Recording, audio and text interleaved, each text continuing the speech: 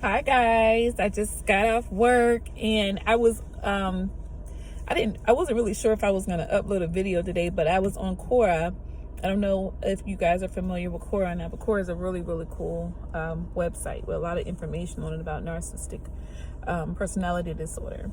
But anyway, one of the questions that I was asked was, what is the most outrageous lie from your narcissist that you can laugh about right now? So I'm sure you ladies can definitely relate to what I'm getting ready to say. So do y'all ladies know or remember or have experienced those weird late night text messages that might be like a letter, like a L or a O, or somebody's randomly saying, "Are you okay?" or asking for a weird toothbrush, a paper, or something, like late at night. Y'all already know what that is, right? Those are obviously their little hoovers trying to, get you to engage, suck you back in, see where you are. Yeah. So I used to experience those all the time before we got married. Okay. Well, even when we got married, if we wasn't talking, we would, had a disagreement, he would pull one of those little stunts, but I haven't experienced one of those little stunts in a while.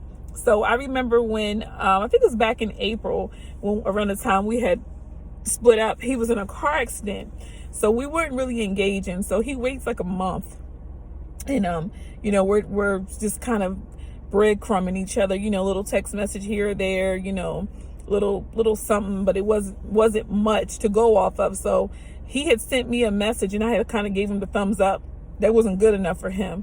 So he goes to pulling on my heartstrings, talking about how he was in like a bad car accident and how he was almost dead, and how the ambulance and fire trucks was there and had to like pry him out of the car, put him on the stretcher, take him to the ER, all these things. And I'm his wife, so of course, I love him. So he's pulling on my heartstrings. So I'm just like, oh my God, why didn't you call me? Nobody called me. Nobody told me. I'm sitting here over here tripping like, oh my God, my husband almost died and nobody called me. Nobody told me. I'm like, dang, that just goes to show how much they care about me, So I had, he was telling me how his life had changed. My life has changed, I'm a changed man. I was on my deathbed and I see life totally different. And I'm awake now, and da da da da da. And I'm sitting there like, oh my God, my husband almost died. He almost died. Like, I cannot believe this. So anyway, some weeks go by and I was talking to a mutual friend, and I was telling our mutual friend about the accident, like how he was almost dead and how I was so hurt and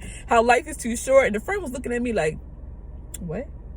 I was like, he was in that bad car accident. He almost died. He had to go to the hospital. The ambulance took him to the hospital. They're like, what? I'm like, he almost died, right? They just fell out laughing, bust out laughing in my face. I'm sitting there looking like, really? So anyway, to make a long story short, he lied. Okay. Yes, he was in a car accident. His car, it was totaled. This is true, but his car was old as hell. Not to mention, he did not go to the hospital. He didn't go to the hospital, y'all. There was no fire trucks. There was no ambulances. Just a freaking compulsive liar. All right. I can laugh about it now because I know it was not true. But I know you guys have experienced those weird text messages or those crazy ways that they try to get you to engage in conversation. Please comment, because I want to hear all these funny stories or these, all the weird lies that they tell to try to get y'all to engage in conversation. Fellas too, because there are some fellas out here that's dealing with narcissistic women. So what are some of the crazy lies that you guys can laugh about now that your either ex-husband or your husband, your boyfriend, siblings, mother, father, whatever? What are some of the craziest lies that you have heard from your narcissist, the narcissist in your life, that you don't mind sharing? Because I'm telling you, I'm sure there's going to be lies for days. And trust me, I can go on and on and on and on. But this is the one of the last ones that kind of sticks out to me the most because it was the most recent one. Yeah, they'll tell you they're dying. They'll tell you family members died. They'll send those late night weird texts asking for weird things at weird times, anything to get you to engage. And you're sitting there looking crazy like, what? You would have asked me for that during the daytime. Why are you going to wait at midnight?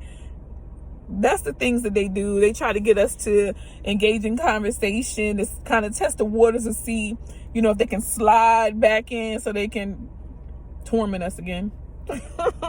But anyway, y'all be good, be safe. I'm going to get on Quora again, maybe later on or tomorrow, and I'm going to see if someone asks me another question so I can share it with you guys. But I don't want to,